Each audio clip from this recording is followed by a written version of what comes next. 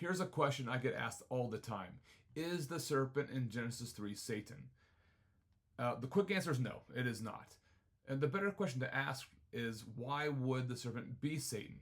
The serpent is never called Satan in the text. So on what basis would one impose that identity onto the text? Well, from my view, there are probably three main reasons why folks tend to assume that the serpent is Satan, even though the serpent is never called Satan in the text.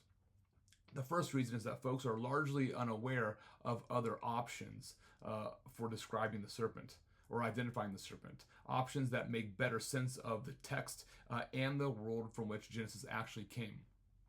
Another reason why folks tend to associate the serpent and Satan is because they tend to read Genesis 3 through the lens of Revelation 12:9.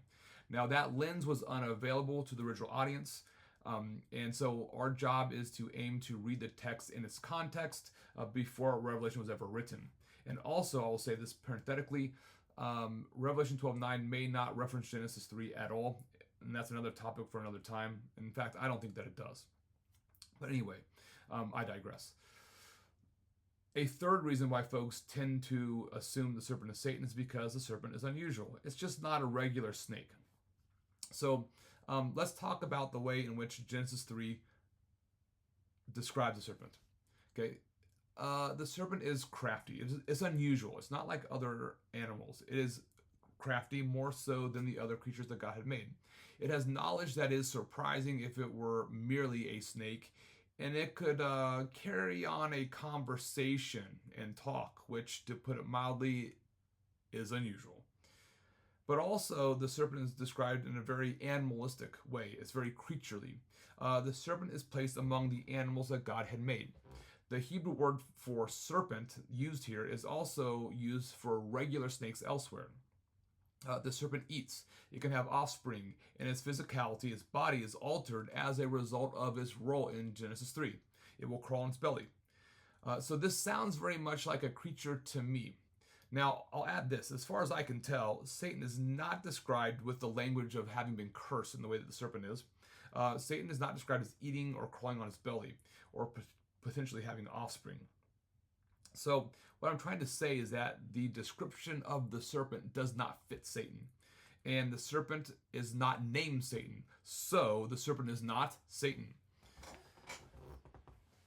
So ultimately, the serpent is described as a creature that God had made, but it's no ordinary creature, no ordinary snake. So what is it?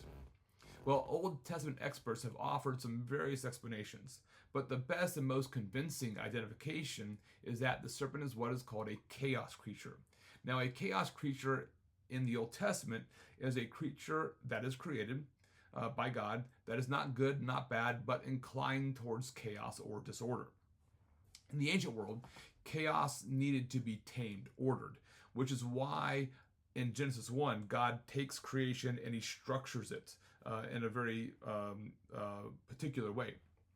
The chaos order opposition is fundamental to Genesis and the ancient way of talking about creation. And part of that chaos order model are chaos creatures. Now, these chaos creatures do occur in the Old Testament, though modern readers have a hard time detecting them.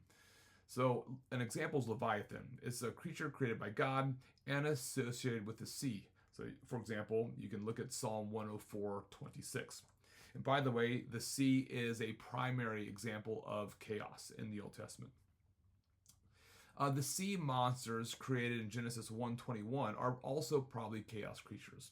And so the serpent fits in with created chaos beings such as these two examples, Leviathan and the sea monsters. And there are other examples, but I won't get into those now.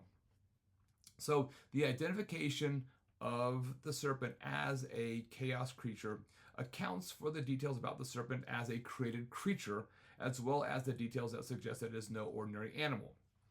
Now, by the way, the best articulation of the chaos creature explanation of the serpent is by John Walton in his book, Demons and Spirits in Biblical Theology. Now, I'll add one more thing quickly. To take the Bible seriously, it is important that we do not impose ideas on the text that are not there. We have to aim to let the text speak on its own. And in this case, equating the serpent with Satan overrides the actual language of Genesis, language that is important and has important theological implications for the larger arc of Scripture. But that is a topic for another time. So I hope this makes sense. It was very quick. If you have questions, let me know.